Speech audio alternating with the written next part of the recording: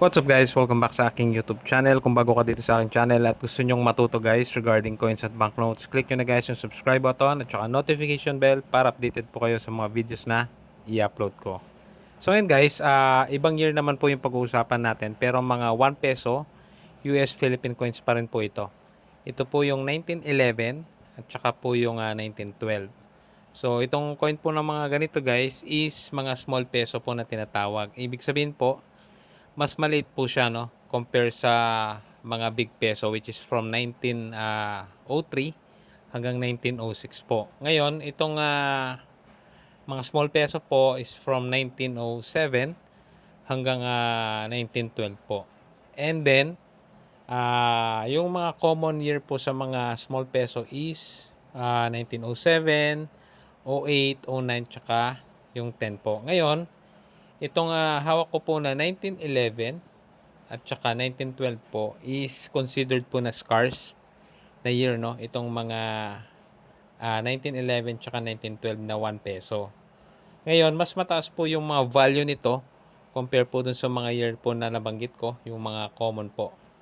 Ngayon guys, syempre may mga factors pa rin naman na nakakaapekto sa mga presyo ng mga coins po na ito. So, itong small peso pa rin pala guys is mas mababa po yung I think silver content compare po sa sa mga big peso which is 90% silver.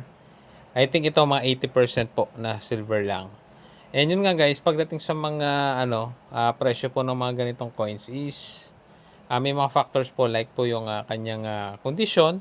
Ayan, especially yung mga kung may mga dents na po yan, no? At pangit na po, may mga gasgas na po. So, isa po yun sa nakaka-apekto. Ngayon, syempre, kung mas maganda po or mga uncirculated po yan, is syempre, mas mataas po yung presyo.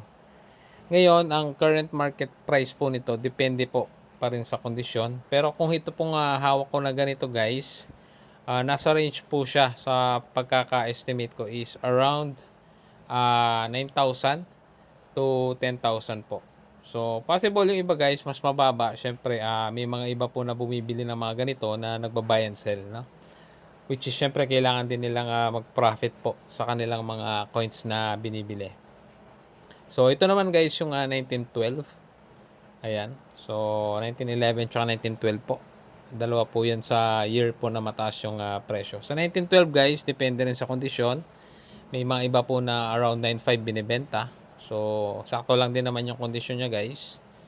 And depende po kasi minsan guys. So, isa pang factor is yung syempre yung demand po ng mga ganitong barya. May times kasi guys na may mga years or may mga months po na mataas yung demand po nito. So, ang tendency guys is mataas yung demand pero kakaunti lang po kasi itong mga ganitong coins is tumataas po yung kanyang presyo. So, sa pagkakatanda ko guys, yung mga 1912 before, nung mataas po yung demand nito nung mga around 2022, minsan po umaabot pa ito ng around 13K, 15K, no? Pataas. Depende po sa kondisyon. So, ngayon, may mga iba po na nagbebenta ng mga ganitong kondisyon ng around 9.5 na lang, no? So, yun po yung ibang factors na nakaka-apekto pagdating po sa mga presyo ng coins, no? So, syempre, yung mintage nga, tapos yung condition, tapos syempre yung demand, supply and demand po ng mga bariyang ito. So, yun lang guys para sa video na ito. I hope nagkaroon po kayo ng idea regarding sa mga value ng mga coins. And muli po, maraming salamat sa panonood.